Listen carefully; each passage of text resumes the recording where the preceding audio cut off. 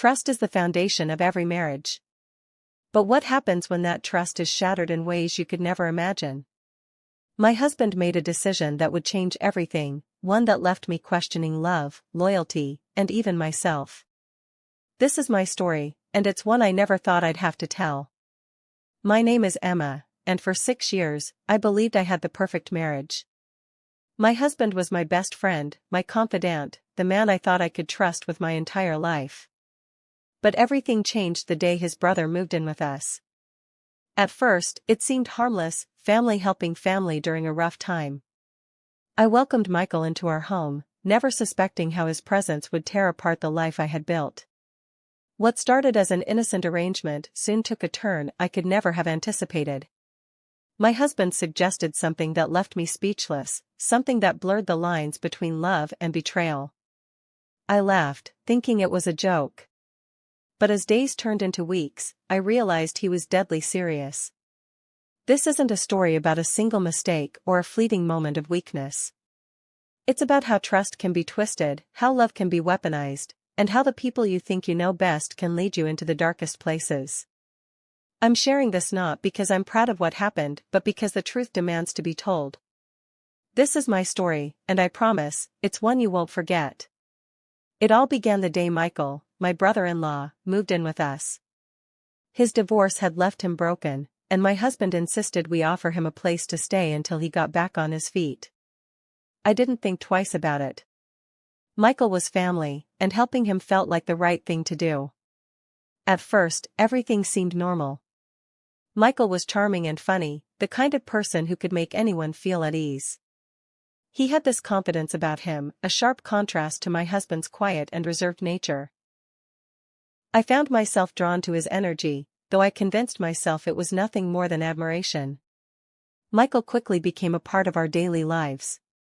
We shared meals, joked around, and spent evenings talking about everything from his failed marriage to my husband's work stress. But there were moments, fleeting, almost imperceptible, where his gaze lingered a little too long, or his hand brushed mine in a way that felt deliberate. I told myself I was imagining things. One evening, after dinner, we were sitting in the living room. My husband leaned back in his chair, looked at me, and said something that made my heart stop. "Michael's been through a lot," he said, his tone casual. "Maybe you could help him feel better, give him what he's been missing." At first, I thought it was a joke. I laughed nervously, waiting for him to smile or say he was kidding. But he didn't. He just looked at me with this strange calmness, like he was suggesting something as simple as lending Michael a book or making him a cup of tea. "What are you talking about?" I asked, my voice barely above a whisper. He shrugged. "You know what I mean. You've seen how he looks at you, haven't you? He needs someone, Emma. And I think you could be that someone." I froze, my mind racing. Was this some kind of test? A cruel joke? But the seriousness in his eyes told me he meant every word. I felt a wave of confusion and disbelief. This was my husband. The man I trusted more than anyone in the world. And he was suggesting something I couldn't even begin to process. Michael, who had been sitting quietly on the couch, looked at me but said nothing. The air in the room felt heavy, suffocating. I wanted to scream, to demand an explanation, but all I could do was sit there, my heart pounding as I tried to make sense of what was happening. That night, I lay awake in bed, replaying the moment over and over in my head.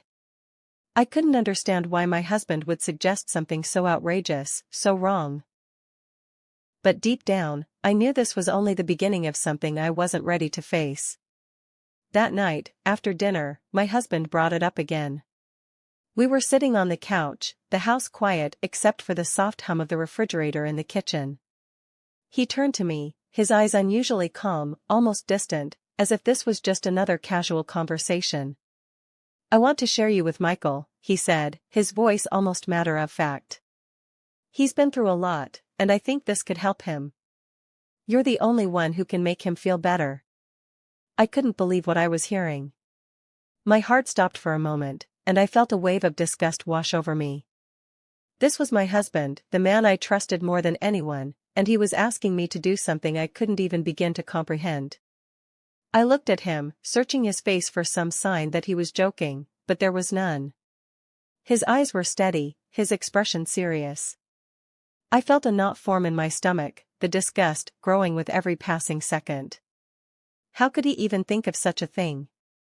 The idea of being with his brother, of letting him touch me, everything about it felt wrong. But deep down, something else stirred within me, something I didn't want to acknowledge. There was a part of me that was curious. What would it feel like? Would it be as terrible as I thought, or was I overreacting? The thought lingered, and no matter how hard I tried to push it away, it stayed with me. The next day, Michael pulled me aside. It was just the two of us in the kitchen, the scent of coffee lingering in the air as he stood too close, his presence overwhelming. I could feel the tension between us, the electricity in the air. He looked at me, his gaze intense, like he was waiting for me to make the next move. "He's serious, you know," Michael said, his voice low, almost a whisper. "This isn't just talk. He wants it to happen. And so do I." I should have walked away. I should have told him to leave, to stop with the games, to end it all before it went any further. But I didn't. I stood there, frozen, my mind racing, my heart pounding in my chest. I could feel my body reacting to the closeness between us, to the way he was looking at me. I should have said no, but instead, I nodded, my voice barely a whisper. "Okay," I said, before I even realized what I was agreeing to. The moment the word left my lips, I felt a rush of shame, of guilt, flood over me. But I didn't take it back. I didn't stop it. I had crossed a line, and I knew there was no going back. The weight of my decision hit me then, and I realized that everything I had known, everything I had believed in, was about to change in ways I couldn't even begin to understand. At first, it felt like a game, an exciting, forbidden game that I couldn't resist. My husband seemed to think it was something that would bring us closer, a way to help his brother heal after his divorce. He encouraged it, even made jokes about it, as if it was perfectly normal. "It'll make us stronger as a family," he'd say, like this was just another part of our bond. But deep down, I felt the weight of it, the twistedness of what we were doing.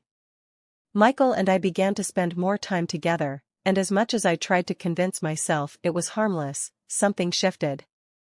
It wasn't just physical anymore. The lines between right and wrong began to blur, and I felt myself drawn to him in ways I couldn't explain. The flirtation started innocently enough, touches that lingered a little too long, a glance that said more than words ever could. But it didn't stop there. My husband, ever the instigator, would joke about it when we were alone. "You two are good together," he'd say, his voice casual, as if it was the most natural thing in the world. But I could see the satisfaction in his eyes, the approval. He wanted this. And I wasn't sure anymore what I wanted. Then came the texts. At first, they were simple, almost innocent. "I can't stop thinking about last night," Michael would text, or "You looked incredible today." My heart would race every time I saw his name pop up on my phone, and with every message, the thrill grew stronger. It wasn't a secret affair, my husband knew everything, even encouraged it. But still, the guilt gnawed at me. One evening, when my husband was out, Michael found a way to be alone with me. I tried to tell myself it was just a kiss, nothing more. But when his lips met mine, it was like a switch had been flipped. It wasn't just a kiss, it was everything I had been denying. His hands on my body, his breath on my neck, it was all so intoxicating. I pulled him closer, and in that moment, it felt like the world had disappeared. It wasn't just about the physical anymore. It was the power, the control, the fact that my husband had given me away, had shared me with his brother. It felt wrong, but at the same time, it was the most exhilarating thing I had ever experienced. Every time I saw Michael, every time we shared a moment, I felt like I was crossing a line I couldn't come back from. My husband's approval only made it worse.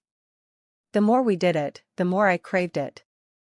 I wasn't just betraying him, I was giving in to something darker, something I didn't understand. But the thrill, the rush of it all, kept me coming back for more. It wasn't a secret affair. My husband knew. He wanted it.